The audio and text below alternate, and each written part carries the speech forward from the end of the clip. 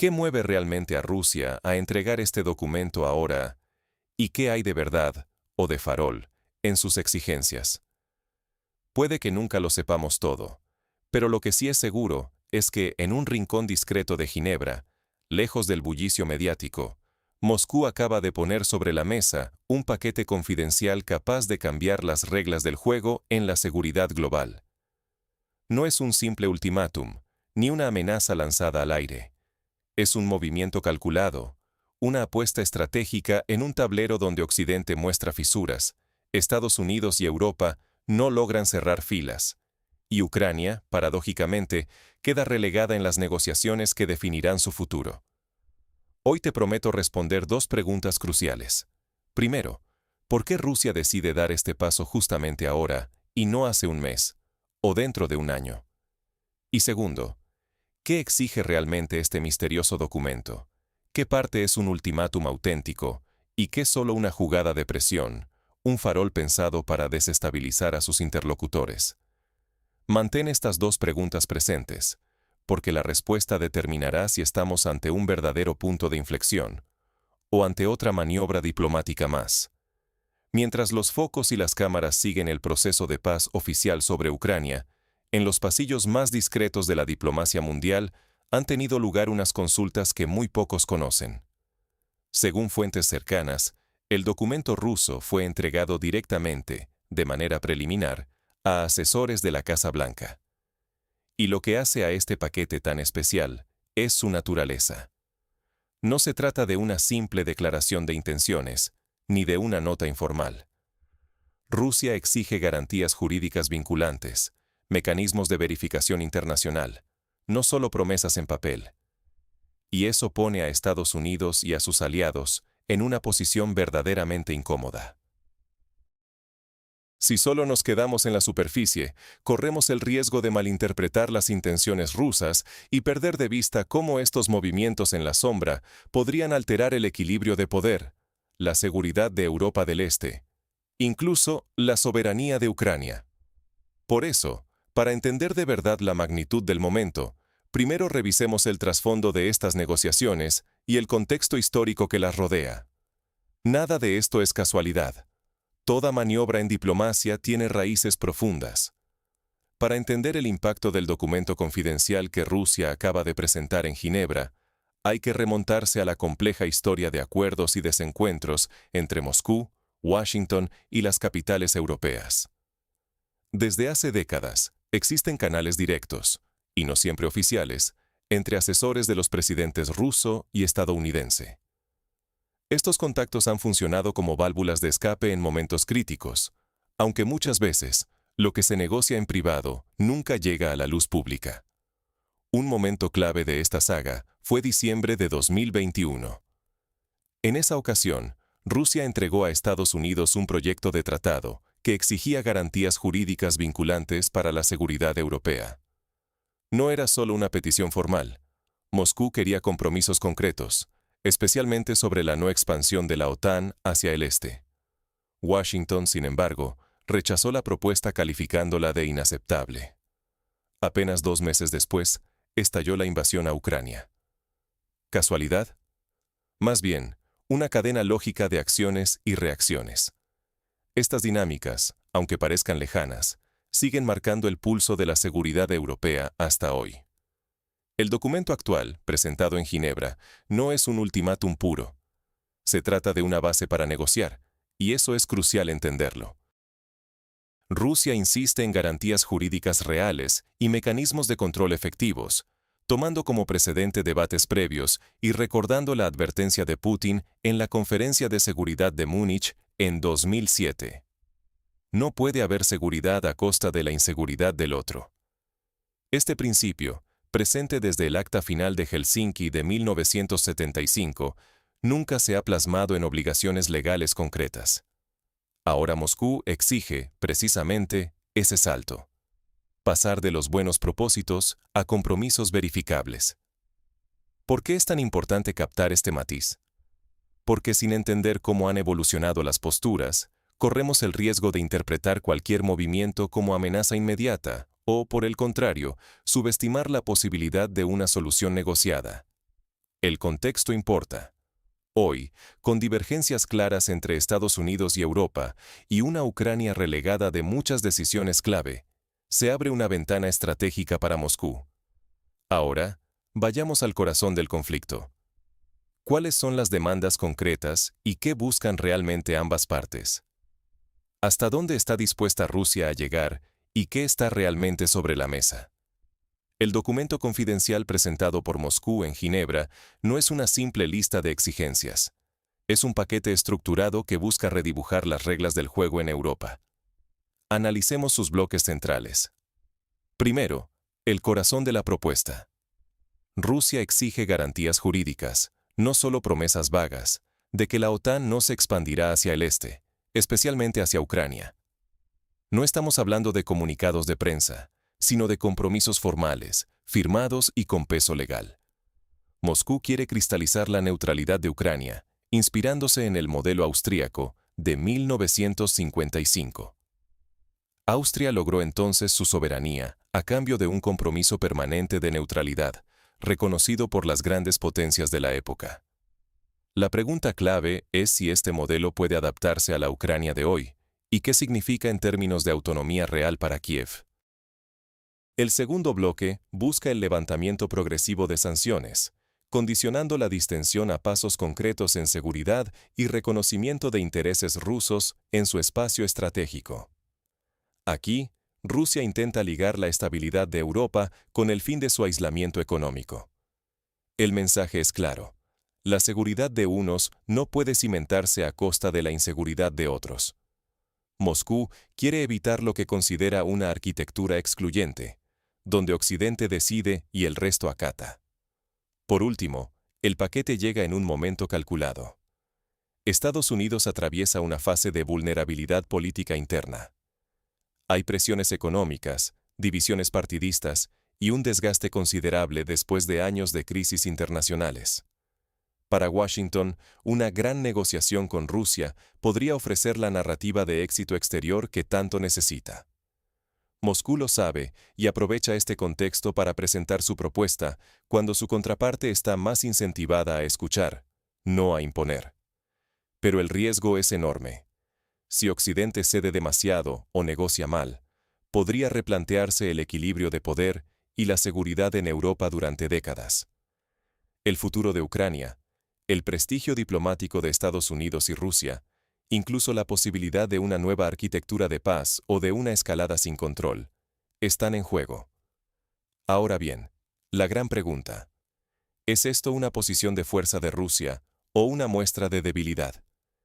Veamos qué motiva realmente este movimiento y las tensiones internas que lo impulsan. ¿Rusia negocia realmente desde una posición de fuerza, o más bien busca congelar pérdidas antes de que las condiciones cambien en su contra? Esa es la pregunta clave detrás de este documento confidencial presentado en Ginebra. Moscú sabe que el costo interno y externo de la guerra aumenta cada día. Los recursos se agotan, la presión social crece, y la situación internacional es cada vez más incierta. Por eso, esta propuesta no es solo una lista de exigencias maximalistas, es también una póliza de seguro para fijar el status quo mientras aún tiene algo que ofrecer a cambio. El corazón de la exigencia rusa es una garantía legal y vinculante: que la OTAN no siga expandiéndose hacia el este. Esa es la línea roja, la que han repetido desde la famosa conferencia de Múnich en 2007 hasta los ultimátums de 2021. Para el Kremlin, ceder en eso sería admitir que toda su retórica previa fue solo palabrería vacía, algo políticamente inaceptable dentro de Rusia. Pero, interesante, el propio lenguaje de la propuesta sugiere cierto margen. Las demandas territoriales pueden ser negociables, al menos en los pasillos diplomáticos, aunque no lo parezcan en público. La jugada rusa es clásica: empezar desde máximos para ir cediendo justo donde les importa menos. Ahora, miremos a Washington. La Casa Blanca recibió el paquete y se encontró atrapada en una verdadera encrucijada estratégica. Por un lado, los aliados europeos, especialmente los del flanco este como Polonia y los países bálticos, Temen que cualquier acuerdo que perciban como una concesión a Moscú sea, en realidad, una traición a su seguridad. La presión sobre Biden viene tanto de Londres como de Berlín, de Varsovia y de Bruselas. Para ellos, las garantías legales pedidas por Rusia no solo afectan a Ucrania, sino a toda la arquitectura de seguridad europea. Por otro lado, Estados Unidos siente el desgaste interno, elecciones a la vista, polarización política, fatiga con el conflicto y una economía con señales mixtas. Desde hace tiempo, Washington repite que Europa debe asumir más responsabilidad en su defensa, y ve la guerra en Ucrania más como un gasto que como un objetivo estratégico vital. Si Moscú les ofrece algo que puedan vender como una gran victoria diplomática, la tentación de aceptarlo es real. Aquí está el verdadero campo de batalla, no en Donetsk, no en Jersón, sino en el interior del propio bloque occidental. La propuesta rusa está diseñada precisamente para aprovechar y profundizar esas grietas. Moscú sabe que la unidad de Occidente es frágil y juega a tensar las contradicciones entre el pragmatismo estadounidense y el miedo europeo. ¿Y ahora? ¿Qué señales nos indican que un acuerdo es posible o, por el contrario, que estamos ante una fractura irreversible? En las últimas semanas, las pistas son sutiles, pero están ahí. Vamos a examinar esos indicios y lo que podrían significar para el futuro inmediato. Los detalles y reacciones en los próximos días serán clave para anticipar el futuro. ¿Cómo podemos leer las señales y entender hacia dónde va realmente esta negociación? Hay varios indicadores prácticos que nos pueden ayudar a anticipar si avanzamos hacia una paz duradera o, por el contrario, nos dirigimos a un estancamiento peligroso. Primero, observemos la postura pública de los socios europeos. Si Bruselas y las principales capitales empiezan a distanciarse abiertamente de la línea dura estadounidense, o si notamos nerviosismo y consultas de emergencia, como las recientes reuniones de la G7 y los viajes de cancilleres europeos, eso será una pista clara de que el bloque occidental no está completamente unido y de que Moscú ha logrado abrir grietas aprovechando las contradicciones internas. No olvidemos, la batalla crucial no está solo en el este de Ucrania, sino en la cohesión del propio Occidente. En segundo lugar, fijémonos en los cambios de tono en la retórica ucraniana. Si Kiev suaviza su discurso o muestra signos de frustración por quedar relegada en las grandes decisiones, es otro dato revelador. La historia nos enseña que, en las grandes negociaciones de posguerra, las potencias menores, como Ucrania hoy, rara vez tienen voz decisiva. Basta recordar el Tratado de Versalles o los acuerdos de Yalta y Helsinki. Los intereses de los actores pequeños solo se consideran en la medida en que los grandes jugadores lo permiten. Pero quizás el indicador más innovador del paquete ruso es la apuesta por compromisos jurídicos bilaterales. Rusia no busca solo obtener promesas vagas o gestos simbólicos. Plantea garantías legales que obliguen a ambas partes, algo que desafía la costumbre de Estados Unidos de dictar condiciones unilaterales. Si Washington empieza a explorar públicamente la viabilidad de estos compromisos mutuos, aunque sea con cautela, estaremos ante una señal histórica de cambio en la arquitectura de seguridad global. Sin embargo, aquí está el verdadero desafío. ¿Puede la clase política y burocrática estadounidense aceptar una estructura multipolar donde Rusia tenga garantías legales y no solo compromisos de papel?